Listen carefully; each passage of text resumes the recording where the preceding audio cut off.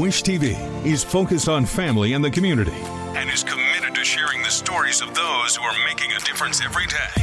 From the All Indiana Podcast Network and Wish TV, this is Behind the Eight Podcast with Wish TV's George Mallet.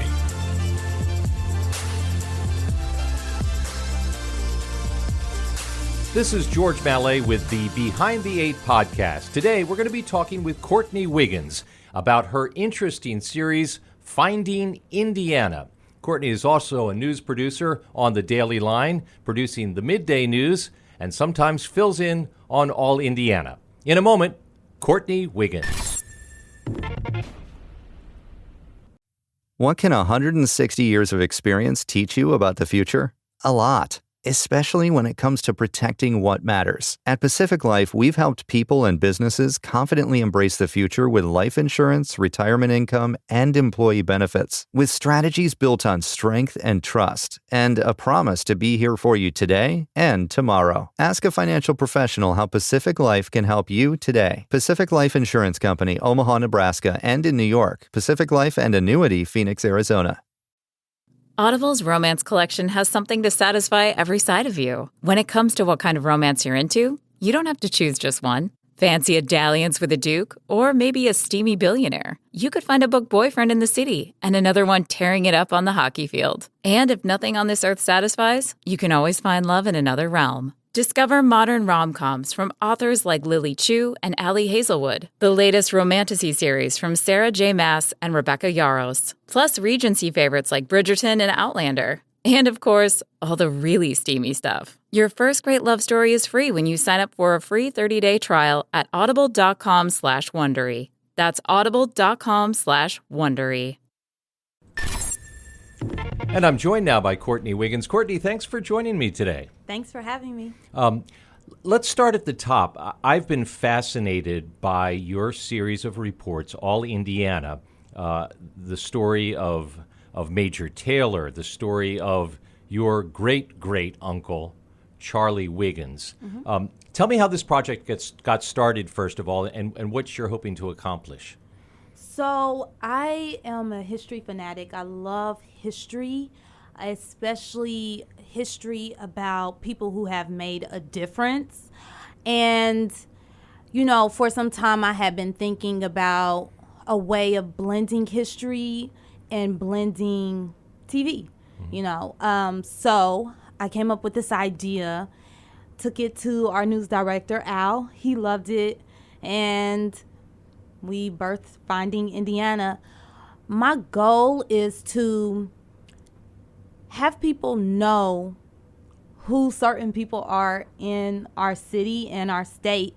I feel like a lot of times we see names, we see murals on buildings downtown, and we don't know who these people are. There's a lot of hidden gems. There's a lot of people who have really put Indianapolis on the map, have made a difference. I'm doing an educator named John Morton Finney coming up. He had, I believe, 11 or 12 degrees. Mm-hmm. He was one of the longest standing practicing attorneys. And he was from Indianapolis. He taught every subject from math, science, history. He was a smart whip, and he was a soldier in the Buffalo War. So he did so many things, and I had never, ever known about him until last month. And that's been true for me. Now, I knew the name Charlie Wiggins because I'm a bit of a gearhead. But now Major Taylor, that was a story that I didn't know. Can you put that story in a nutshell? What captivated you about Major Taylor? So funny thing, I was driving down Fall Creek, and there was a billboard that said the original GOAT, and it had a picture of Major Taylor. And I was like, who is that? Because I'm always thinking, who's this, who's that, how did that become established? So I went in and I looked up, when I came into work, I looked up Major Taylor, and I said, oh, wow, he's from Indianapolis. I want to learn more about him. So I reached out to Kesha Tandy.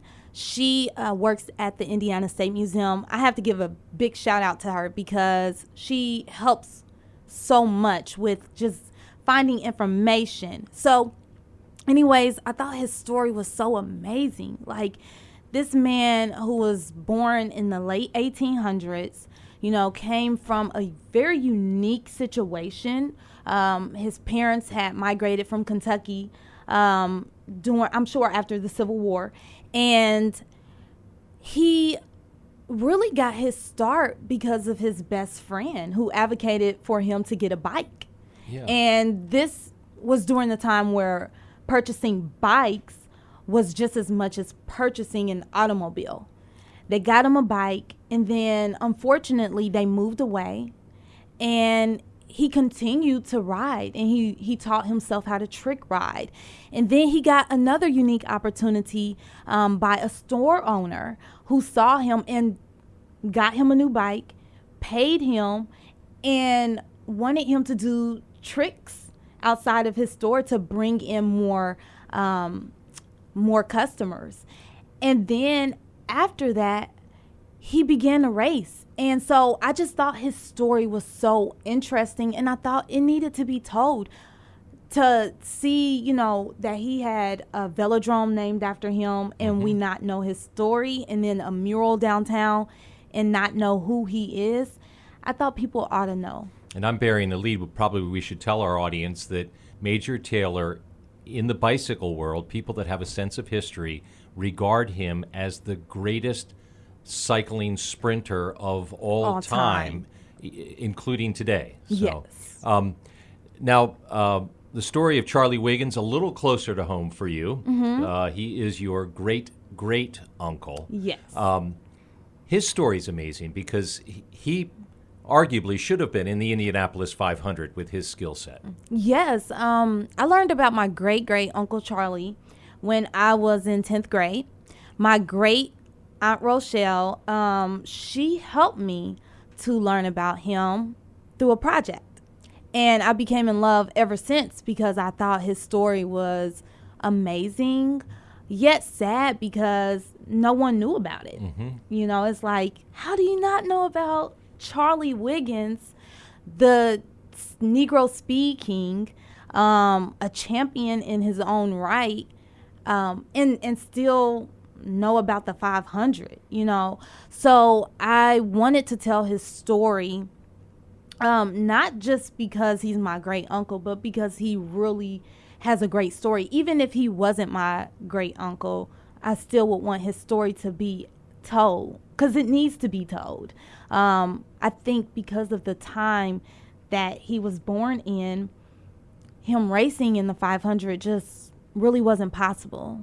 And not because of his lack of ability to race. It was pure racism. It was just pure racism, yes. Now, I'm fascinated by the process for, you're kind of just out there, you're a curious person, and you're seeing a billboard or hearing about something and then investigating it. How much work has had to go into the research that preceded the stories? Oh, so much. Yeah. It is challenging at times because of the time period. It's not like, even though we have Google, it's not like everything is available on Google. Right. It's hard. I mean, I have to reach out to people, family members. I mean, even doing my great uncle was a challenge because my great aunt and my great cousins, they didn't have photos. I mean, right.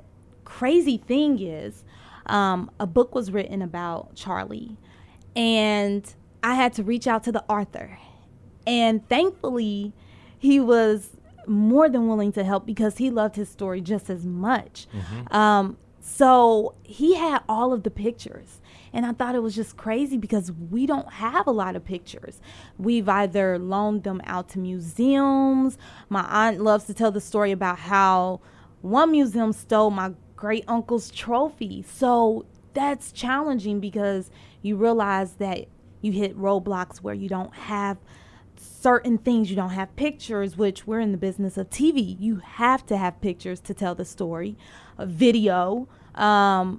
also just running into roadblocks of maybe some people don't know, or there's some misinformation here or there. So what I've tried to do was connect the dots with the most consistent stories, with the most consistent pieces of information.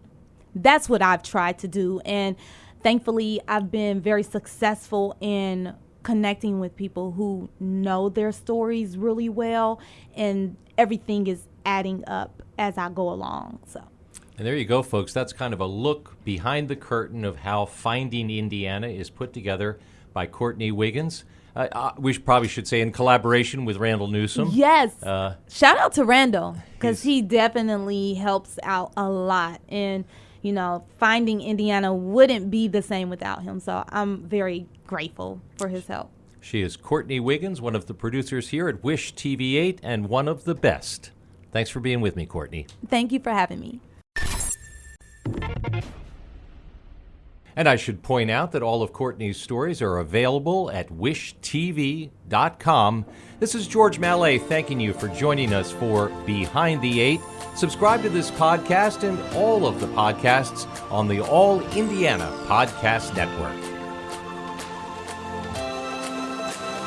From the All Indiana Podcast Network, this is Behind the Eight Podcast with Wish TV's George Mallet.